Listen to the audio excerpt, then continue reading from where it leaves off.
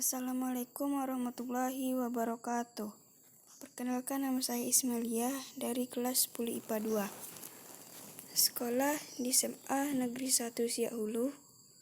Nama kepala sekolah Bapak Haji Martius. Guru pembimbing Bu Epiteti. Mata pelajaran Geografi. Baiklah, di sini saya akan menjelaskan sedikit ringkasan dari bab 5, litosfer dalam kehidupan. Pengertian litosfer. Litosfer berasal dari bahasa Yunani yaitu litos, artinya batuan, dan sfera, artinya lapisan. Dilansir dari National Geographic, litosfer adalah bagian terluar dari bumi yang padat. Litosfer meliputi bagian atas mantel dan kerak bumi, menjadi bagian terluar dari struktur bumi. Litosfer sendiri lapisan kulit bumi yang tersusun dari batuan dan mineral. Batuan pada litosfer adalah batuan beku, batuan sedimen, dan batuan metamorf. Litosfer sendiri memegang peranan penting dalam kehidupan tumbuhan. Tanah bisa terjadi jika batuan di litosfer mengalami degradasi, erosi, maupun proses fisika lainnya.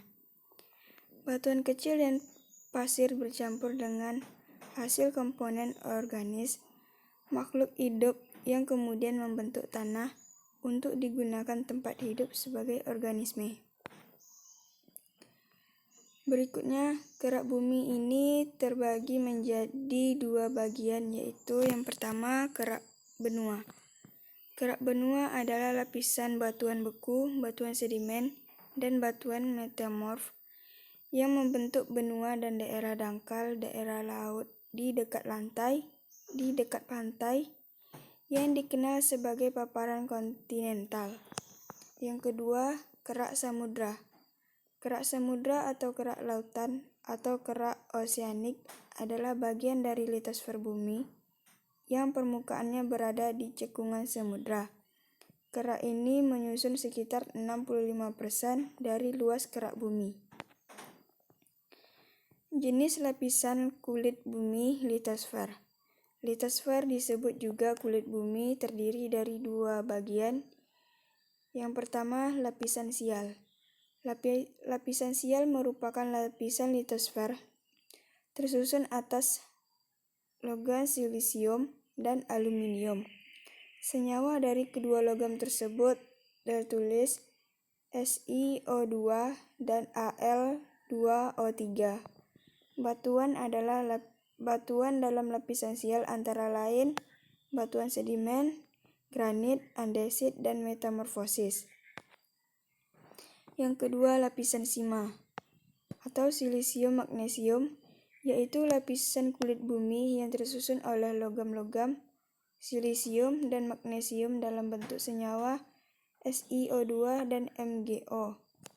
Lapisan mempunyai berat jenis yang lebih besar daripada lapisan sial karena mengandung besi dan magnesium, yaitu mineral ferro, magnesium, dan batuan basal.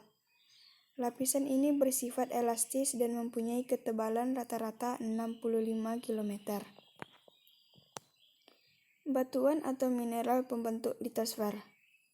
Litosfer tersusun atas 3 macam material utama dengan bahan dasar pembentukannya adalah magma dengan berbagai proses yang berbeda-beda.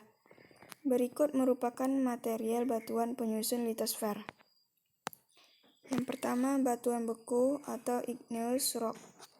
Batuan beku atau batuan igneous adalah jenis batuan yang terbentuk dari magma yang mendingin dan mengeras, dengan atau tanpa proses kristalisasi, baik di bawah permukaan sebagai batuan intrusif maupun di atas permukaan sebagai batuan ekstruktif. Batuan sedimen atau sedimentary rock. Batuan sedimen atau sedimentary rock adalah batuan yang terbentuk dari proses litifikasi dari hancuran batuan lain atau dari hasil reaksi kimia atau organisme. Batuan sedimen berdasarkan proses pembentukannya terdiri atas batuan sedimen klasik dan batuan sedimen kimiawi. Berikutnya, batuan sedimen organik. Yang pertama, batuan sedimen airis atau aeolis.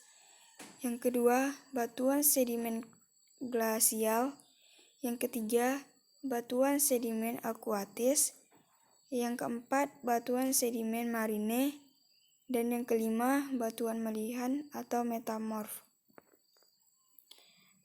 Batuan melihan terbentuk karena terjadinya penambahan suhu atau penambahan tekanan yang tinggi dan terjadi secara bersamaan pada batuan sedimen. Tanah adalah bagian kerak bumi yang tersusun dari mineral dan bahan organik. Tanah sangat vital peranannya bagi semua kehidupan di bumi karena tanah mendukung kehidupan tumbuhan dengan menyediakan hara dan air sekaligus sebagai penopang akar. Berikut contoh lapisan tanah. Terdiri atas, lapisan tengah, lapisan bawah, dan batuan induk. Yang pertama, lapisan atas.